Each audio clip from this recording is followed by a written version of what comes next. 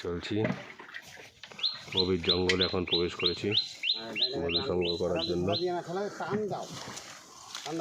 সকালবেলা 3টে হরিণ, 2টো শুয়োর ও একটা বাঘ দেখেছি। দুঃখের বিষয় অন্ধকারে ভোর ভোর মোবাইল বন্ধ ছিল, তাই রেকর্ডিং করতে পারিনি।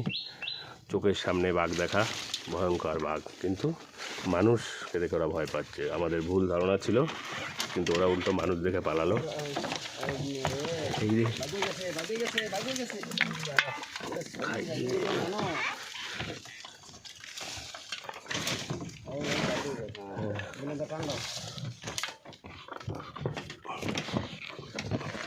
মধু সংগ্রহ হয়ে গেছে সকালবেলা অলরেডি 15 কেজির মতন। দেখতে পাবেন আপনারা সলিড মধু। লাগলেই ফোন করবেন। সুন্দরবনের ঝড়খালি প্রণব গোলদার কাকা যত্ন সহকারে সলিড মধু।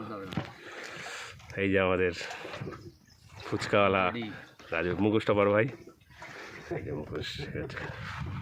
কালকে ভিডিও করতে হয়নি, চাষ ছিল না বলে, কিন্তু চাষ তো চলেই গেছে, তাই আজকের ভিডিও বন্ধ করে এখন বন্ধ করে চাকের ভিডিও করবো।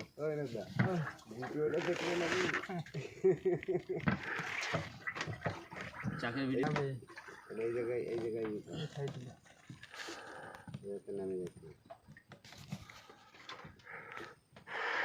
এটা কিটো আমার জুতো নেই 11 নম্বর পা বলে নাম্বার